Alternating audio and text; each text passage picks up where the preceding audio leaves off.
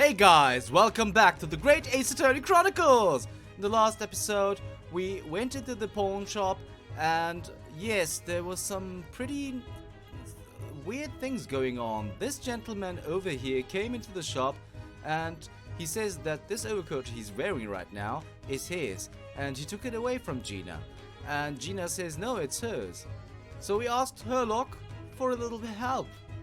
And so he says, we're going to have a little dance of deduction. So let's listen to his deduction then. Let's go.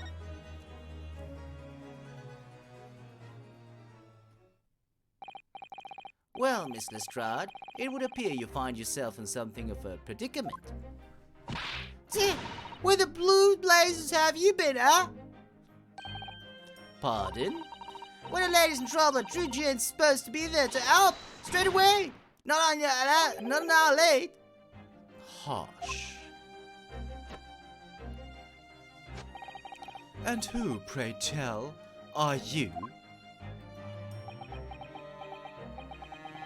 Mr. Agate Benedict, you have, in my eyes, a veritable encyclopedic array of curiosities about your person. Nevertheless, there are two immovable conclusions I have drawn. I beg your pardon.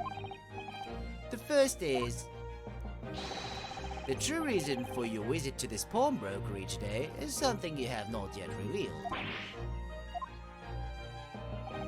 And the second is this. A considerable crime is in contemplation, one you will orchestrate with intent to steal a vast sum of money. Well, Mr. Benedict, what say you to my deductions? How? He's turned as white as a hard-boiled egg. It would seem that once again, Mr. Sholmes has made a flawless deduction. Just who do you think you are, sir? Ah, yes, as I hoped. That is precisely the pained expression I was looking for.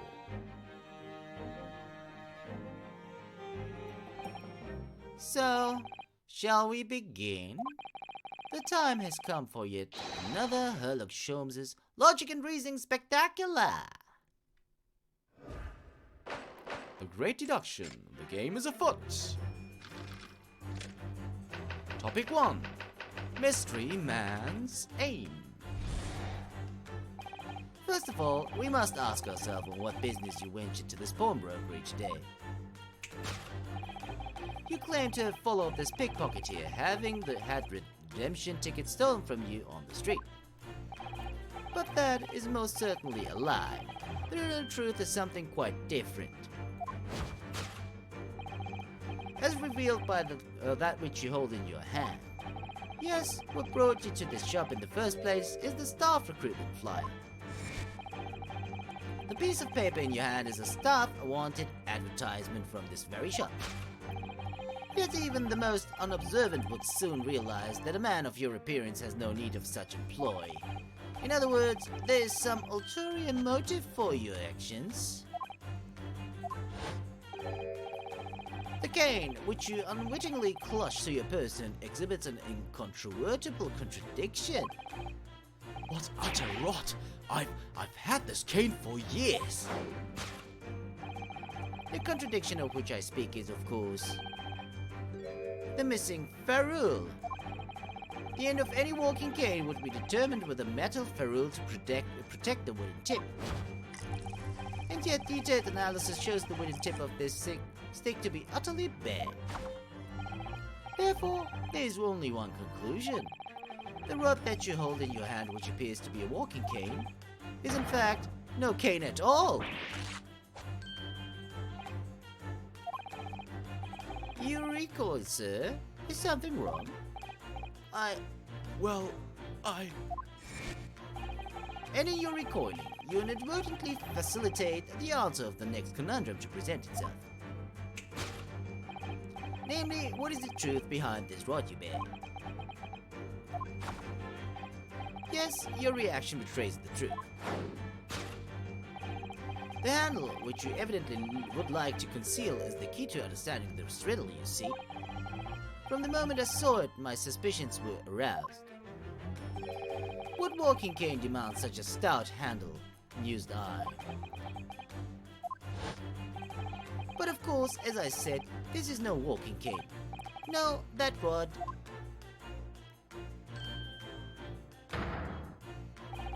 is the broken handle of a shovel. What? Are you insane? And now, having determined this undeniable truth, the conclusion is clear. Your true motive for coming here was to take employment at this establishment in order to excavate the ground beneath the premises. What a calculated crime you have conceived, sir. A wickedly calculated crime. Conclusion? To tunnel underneath the pawnbrokery. Topic 2.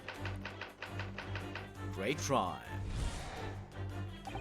Now, Mr. Benedict, let us continue. For we must expose the details of this elaborate crime you have in the planning. This is utterly absurd.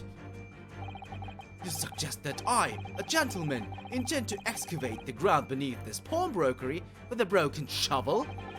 What on earth do you propose I could expect to find there?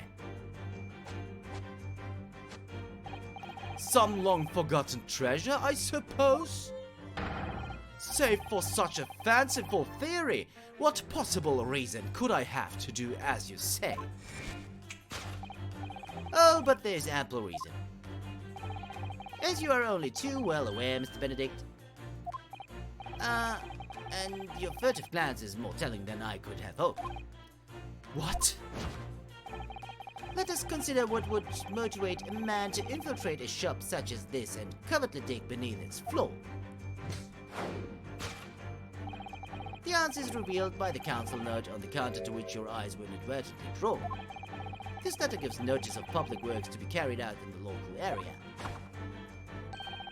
And according to the enclosed plan of the upcoming sewerage works, beneath this shop runs a sewer that adjoins another, one that runs under the bank on the opposite side of the road.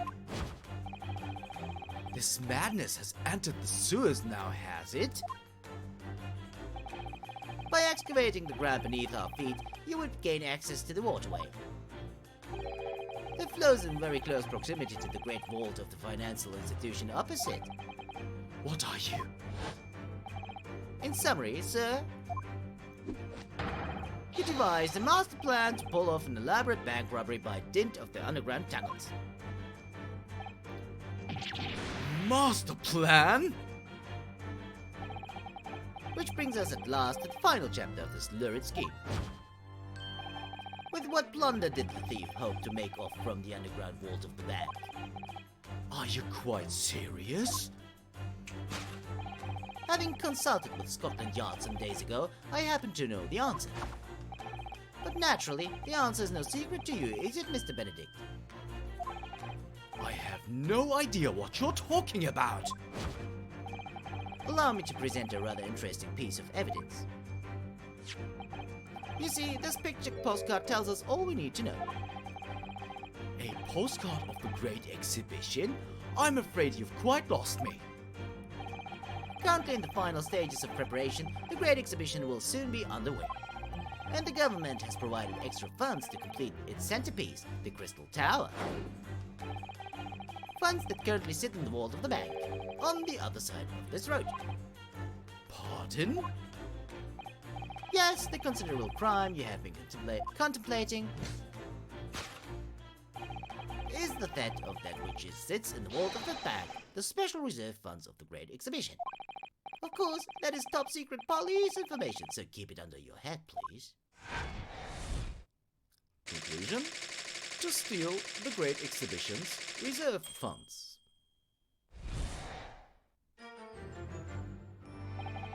Thus concludes Sherlock Holmes' great deduction of this pawnbroking puzzle.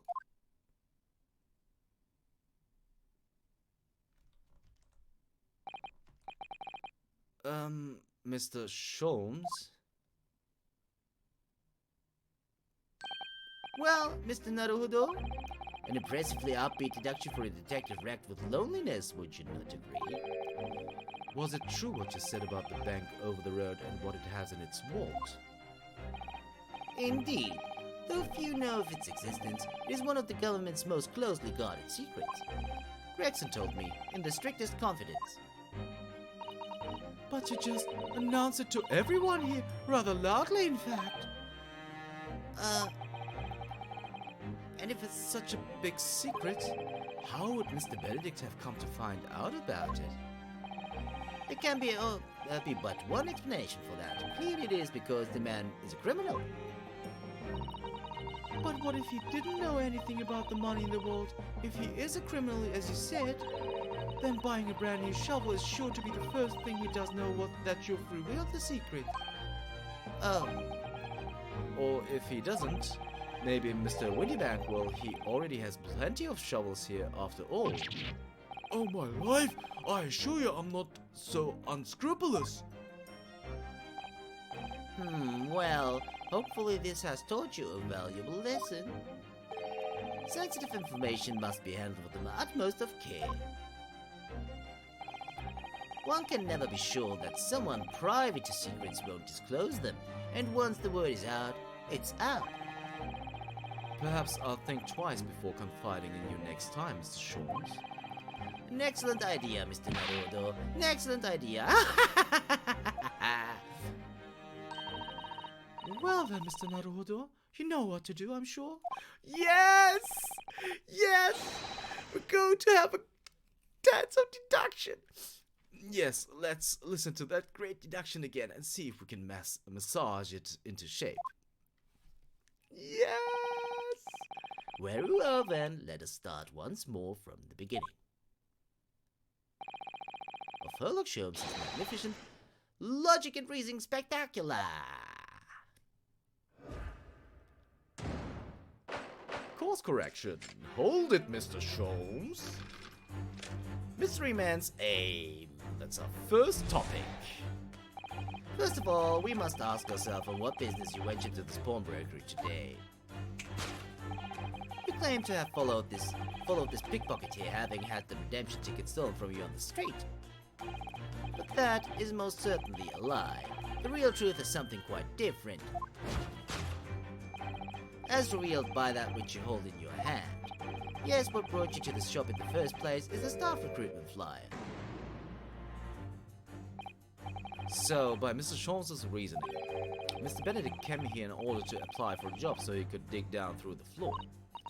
Yes, in an attempt to tunnel into the sewers to gain access to the money in the vault of the bank across the road. But he wouldn't get very far with a broken shovel, would he? No, I think it's fair to say his motives lie elsewhere. The question is, where? What did bring Mr. Benedict here at this particular point in time? So let's check it out! Let's see what the stylish hat is. This top hat is whiter than white. Only an English gentleman could hope to carry off something so bright. But it looks so incongruous with the black overcoat, don't you think? Perhaps it's the latest London fashion. I mean, that's just guesswork, of course. How about it, Mr. Naruto? I think you'd look very fetching in a white top hat. Well, you know, I think it might look rather incongruous with my black university uniform, so... Yes, that is true. What else is there? There's the staff recruitment flyer.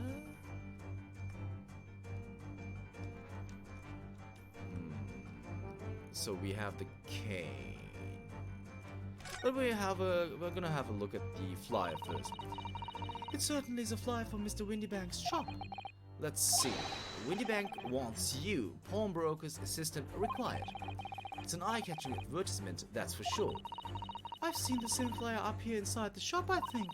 Perhaps Mr. Windibank is always in need for more staff. So Mr. Benedict came here to apply for a job? That's just too hard to believe. Yeah, that's not the reason he came here. So, is it the cane then? That's a proper English gentleman's cane, isn't it? Look at the beautiful polished brass on the handle. Yes, but Mr. Sholmes is right. Isn't it the sort of handle you usually see on a cane? Perhaps it's the latest London fashion. I mean, that's just guesswork, of course. Perhaps you could adopt a cane, Mr. Naruto. It might rather suit you. I have a feeling it might argue with the sword around my waist. Yes, so that doesn't seem to be the reason. So, is it something here on the desk? No, it is not. But there is nothing else we can look at.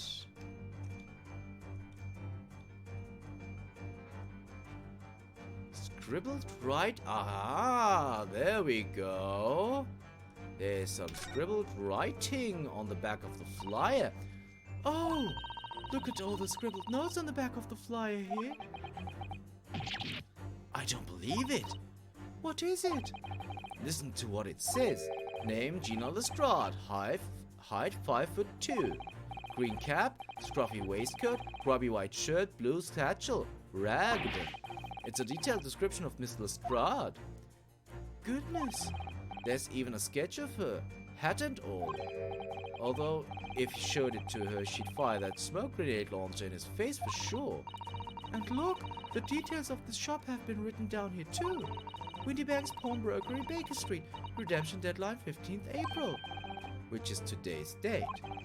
Why would Mr. Benedict have all that information scrawled on the back of that piece of paper? Yeah, that is info about Miss Lestrade. So, did it change?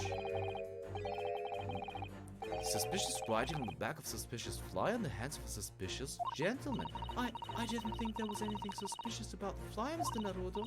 But yes, Miss Lestrade's name and height and a description of the clothes she's wearing.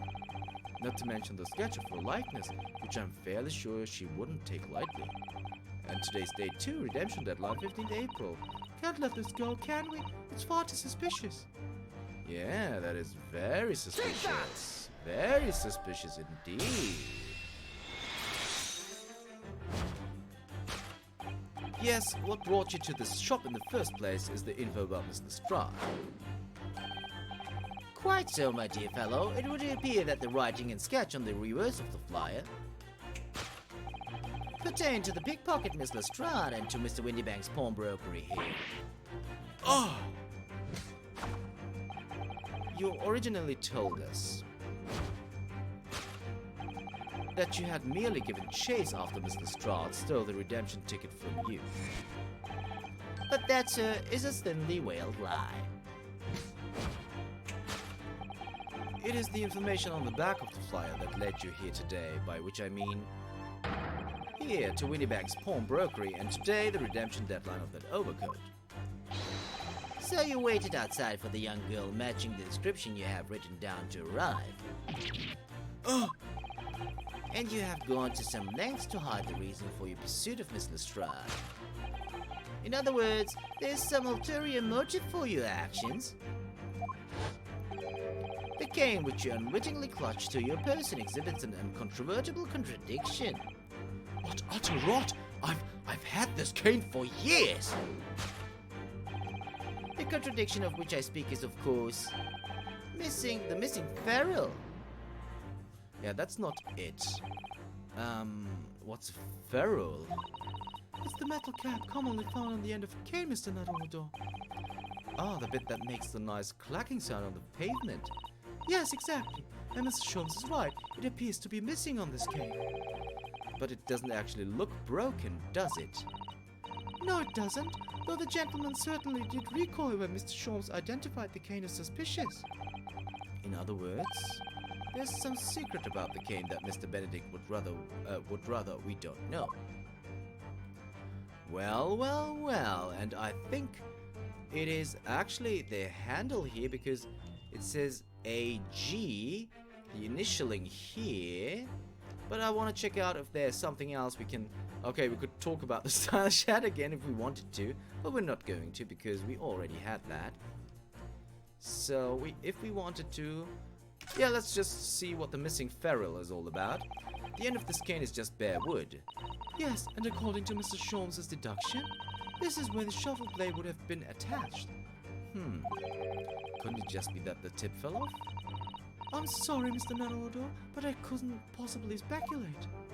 Yeah, that's not the case. It is more about this. Look here, Miss Susato. There are some letters on the handle. Ah, yes, those must be initials, I think. In the West, it's customary for people to engrave their belongings with the first letters of their names.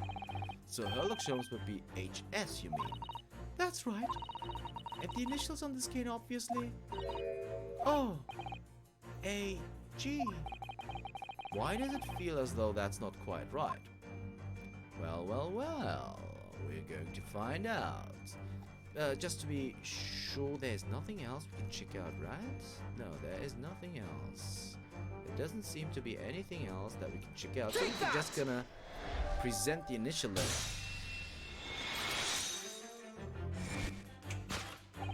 The contradiction of which I speak is, of course, the initialing. A most astute observation, wouldn't you say, Mr. Agate Benedict? We are led to believe, sir, that your initials are E.B. Yet in a most possessive manner you have in your grasp a cane bearing the initials A.G. An incontrovertible contradiction indeed, would you not agree? No, you're wrong. This cane isn't. You said before that you'd had that cane for years. Urgh. So don't try to tell us that you just borrowed it from a friend or found it in the park. In short, though you hold yourself to be a gentleman, you have withheld your true name.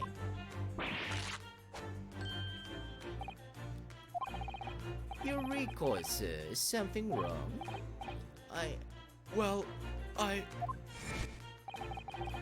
And in your recoiling, you inadvertently facilitate the answer of the next conundrum to present itself.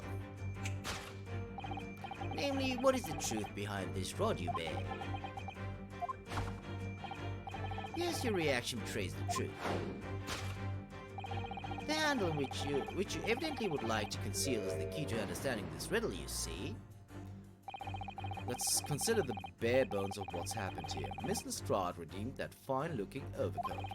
And now a mysterious man has appeared, introducing himself with a fake name, and claiming that the overcoat belongs to him. But we know that they actually identified Miss Lestrade from a written description, which suggests that everything else he's told us is untrue. So what we need to do here is somehow prove that the overcoat cannot possibly belong to him. Well, okay, so let's see. Okay, so the split seam seems to be the way to go. Oh, the seam on the shoulder there is coming apart, look! So it is. Do you know, a moment ago when Mr. Benedict was surprised by something that was said, I thought I heard him make a rather strange noise. It sounded a bit like a tiny growl. But now I think I was probably the sound of the seam ripping open. If you look closely, it does seem to be a very tight fit. The sleeves are stretched too bursting, and he wouldn't have a hope of fastening at the front. If he were to run around in it, I'm sure the whole thing would fall apart. That I'd like to see. Sorry? So we can make Mr. Benedict run around? She's really giving this some thought. Alright, but I'm still going to check out the handle. It is a rather strange handle for sure. Yes, certainly unusual for a gentleman's cane. You expect to see such a cane being twirled charmingly by its owner as he skips merrily down the street. You do? Ah, something has just occurred to me. We have a shovel back in our office, don't we? Yes, you're right, and its handle is exactly the same shape as this cane's. Here we go. Now I'm starting to wonder if it's not actually a cane at all, but a spade. Mr. Shawm's deductions are curiously compelling, aren't they? Yes. They are indeed. But is there anything else we can check out? Doesn't seem to be the case. We could take a look at the stylish hat again if we wanted to, but we're not going to. We're just going to present the seam. The split seam. The split seam, which you evidently would like to conceal, is the key to understanding this riddle, you see. Ah! Yes, because the overcoat is rather obviously a poor fit. Having forced it over your broad shoulders, The seam is already breaking apart. My suspicions were aroused from the outset. When you so boldly lied about your name and so boldly violate this pickpocket. Oh! This catalogue of untruths has all been for one very specific purpose. To steal the article that the young girl redeemed from Mr Windibank. Oh! But what really irks me is this. The considerable crime I initially imagined has been considerably curtailed. Conclusion: to abscond with a redeemed item. Solved.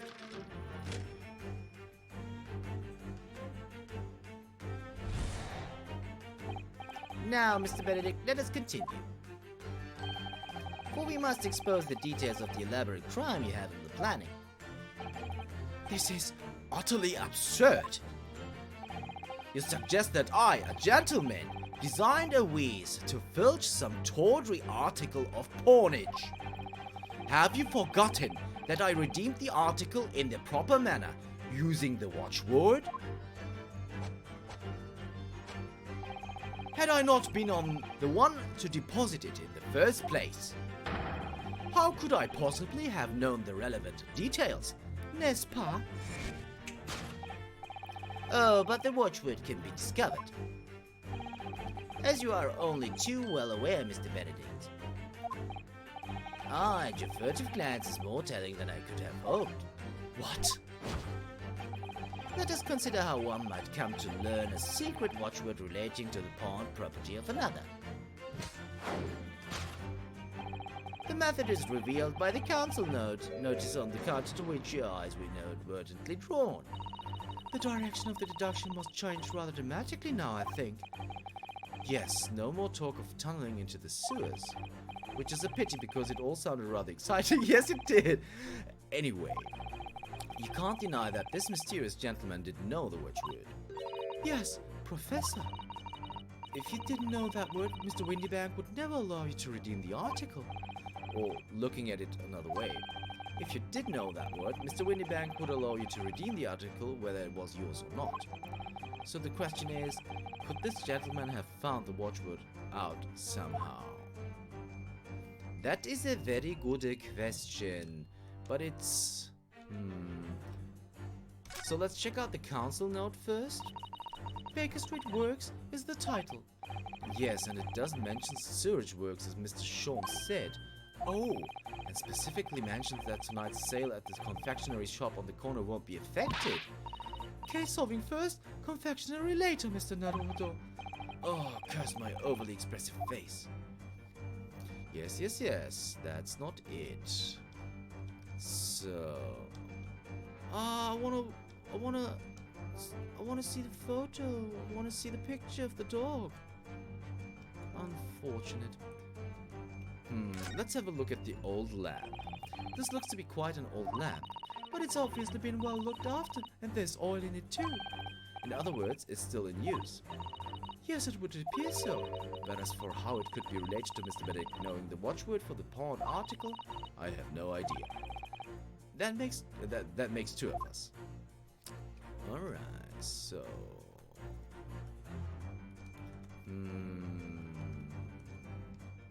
What could it be then?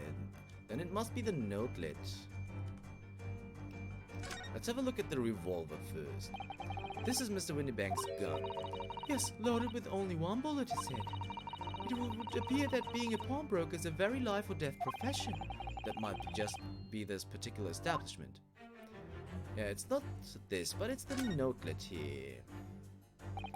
Look at this, Miss Susato. Oh, it appears to be a memo that Mr. Windibank has scribbled to himself. Let's see, what does it say? Oh, Professor! Mr. Windibank must make note of the watchword his customer gave him right before their eyes. And in an alarming clear script as well. Oh dear, I don't know where to look. Who knows what other secrets I might see?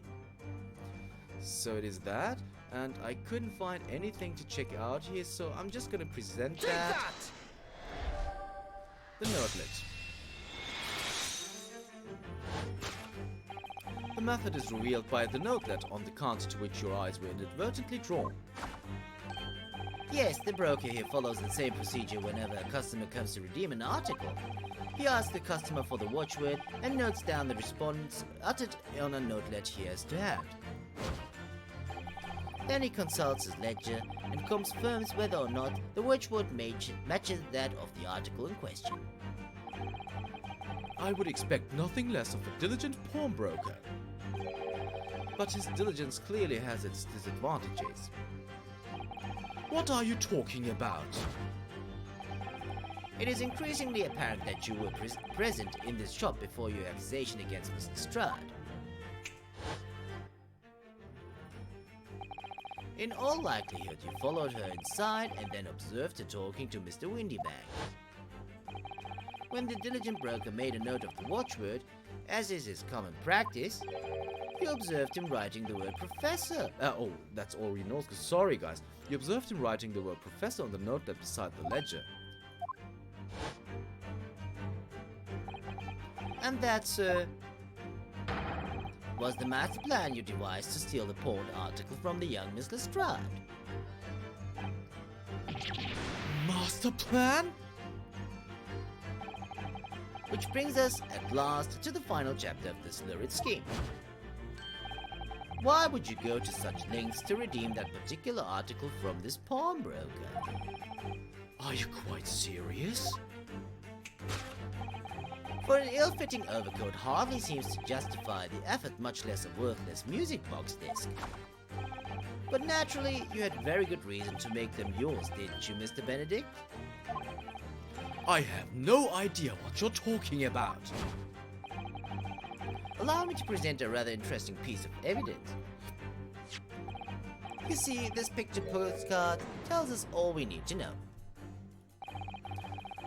The article we're talking about the overcoat and the music box disc that was in one of the pockets, which according to Mr. Windibank isn't even worth a penny.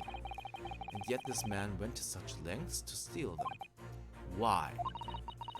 I wonder if perhaps we already have the evidence we need to explain it, Mr. Naruto. Could we? Really? I'd better have a thorough look through all the evidence we've collected so far. So, is it just the...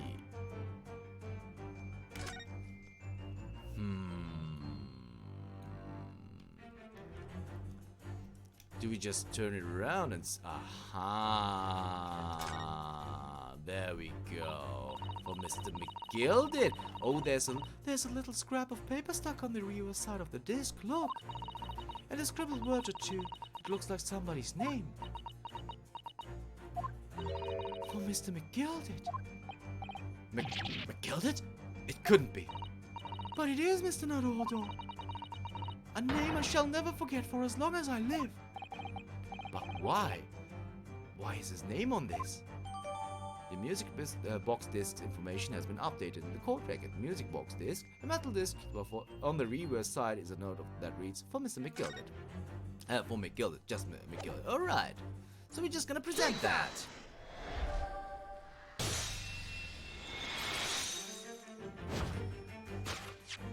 You see, this music box disc tells us all we need to know. What's that? On the back? It reads, for McGilded. Oh!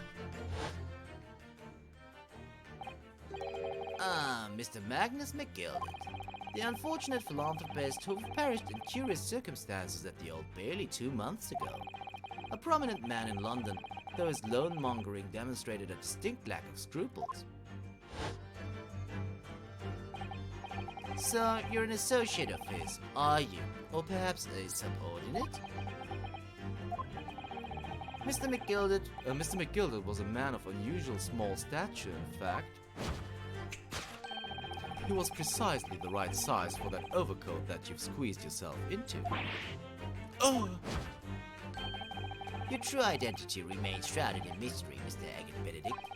But the final conclusion here is crystal clear. The reason you came to this pawnbrokery today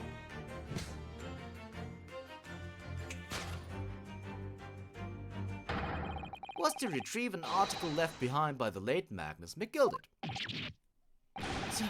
Oh!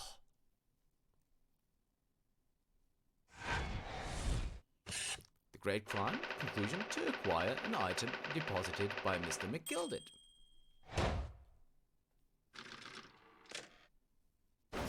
Deduction complete. Elementary.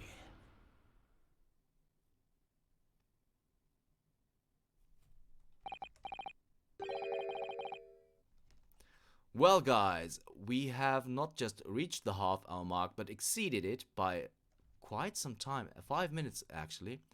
So I'm gonna call it quits for this episode. If you want to know what this dance of deduction further unfolds for us, you'll have to tune in for the next episode of the Great Ace Attorney Chronicles. See you then.